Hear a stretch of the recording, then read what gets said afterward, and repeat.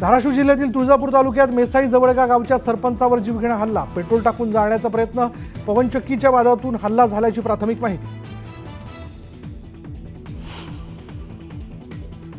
दोन बहिणींची अत्याचार करून हत्या केल्याच्या घटनेनंतर राजगुरुनगर बंदची हाक, सर्वपक्षीय पक्ष आणि संघटनांनी दिली बंदची हाक।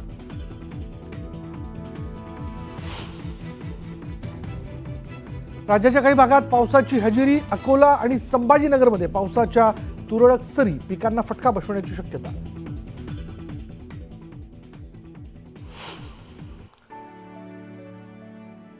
माजी पंतप्रधान मनमोहन सिंग यांचं निधन, वयाच्या 92व्या वर्षी दिल्लीच्या एम्समध्ये घेतला अखेरचा श्वास।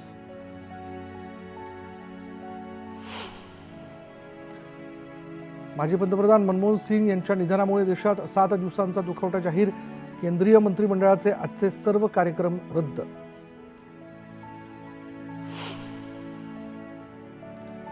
काँग्रेस कार्यकारिणीचे आजचे सर्व कार्यक्रम रद्द, राहुल गांधी, मल्लिकार्जुन खरगे बेळगावहून तातडीने दिल्लीत रवाना।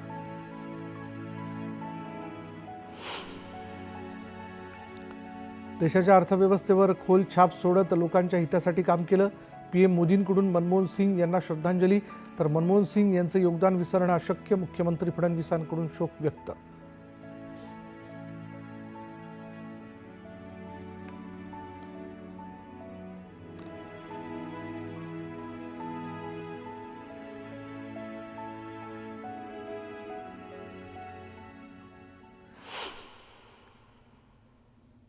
पुन्हा एकदा आपल्या बुलेटिन सगळ्यांचं स्वागत। सुरुवात करूयात महत्त्वाच्या बातमीने। धाराशिवच्या तुळजापूर तालुक्यात हल्ल्याच्या घटना सुरूच आहेत।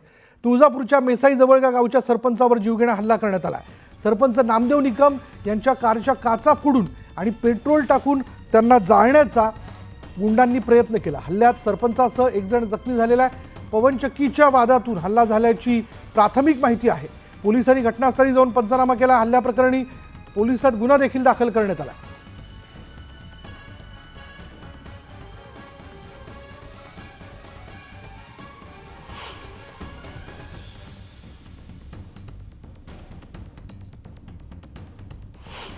मी रात्री तुळजापूरून इकडं जवळगाला येत असताना अचानक कोणी 2 टू व्हीलर आल्या, एक लेफ्ट साईडनं एक राईट साईडनं। दोन्ही पण टू व्हीलर हॉर्न वाजवत होत्या आणि ज्यावेळेस हॉर्न वाजवत असताना मग इकडच्या साईडला रस्ता द्यायचा का इकडच्या साईडला रस्ता द्यायचा म्हणून आम्ही मधनं स्लो गाडी केली। जशी गाडी स्लो केली त्या साईडनं दणका बसला, पुढच्या दरवाजाला लेफ्ट साईडचा दरवाजा फोडला आणि त्यातनं लगेच पेट्रोलचे हे मारले, फुगे मारून मग आम्ही फास्ट निघालो। पुढं निघता येत असताना मग अंडे फेकून मारल्यानंतर पुढचं मला काहीच दिसलं। मग माझी परत गाडी स्लो झाली, नंतर गाडी पेटवण्याचा प्रयत्न केला।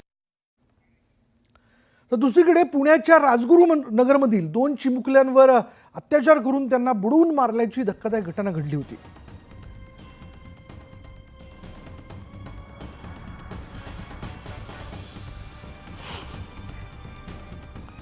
आरोपीला पोलिसांकडून अटक करण्यात आली आहे। तर घटनेच्या निषेधार्थ आज राजगुरुनगर शहर बंद राहणार आहे। राजगुरुनगरमधील सर्व व्यवहार आज पूर्णतः बंद ठेवण्यात येत आहेत। तर खेड तालुक्यातील अनेक सामाजिक संघटना बंदमध्ये सहभागी होणार असल्याचं कळतंय।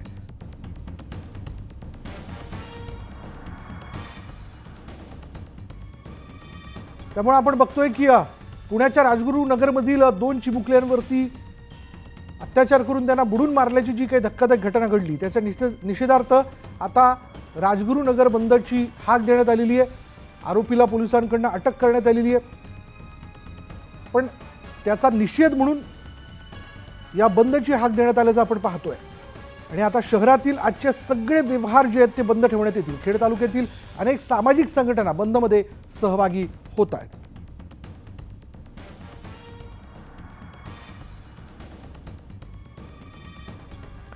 कालच्या दिवसात घडलेली ही घटना आपण पाहतोय।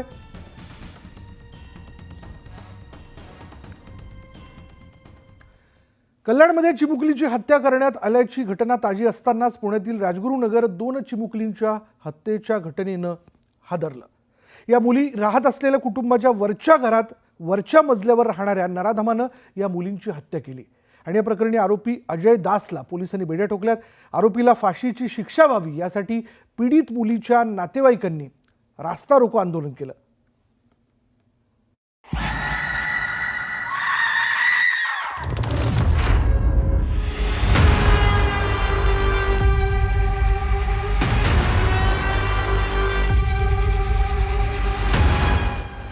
पाठोपाठ राजगुरुनगरही हादरलं. राजगुरुनगरमध्ये 2 चिमुकलींची हत्या. पोलिसांनी आरोपीला केलं जेरबंद. 2 सख्या चिमुकल्या बहिणींच्या हत्येनं पुण्यातलं राजगुरुनगर हादरून गेलंय.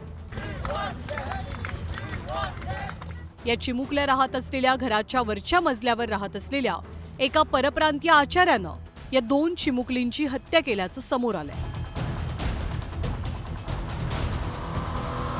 या आचार्यानं 2ही बहिणींना गोड बोलून आधी स्वतःच्या घरात आणलं आणि तिथे सुरुवातीला एका बहिणीवर अतिप्रसंगाचा प्रयत्न केला. मात्र यावेळी तिने आरडाओरडा करण्याचा प्रयत्न केल्यावरती आरोपीनं थेट तिचा जीव घेतला. पण यानंतर आपलं बिंग फुटेल या भीतीनं आचार्यानं दुसऱ्या बहिणीची सुद्धा हत्या केली.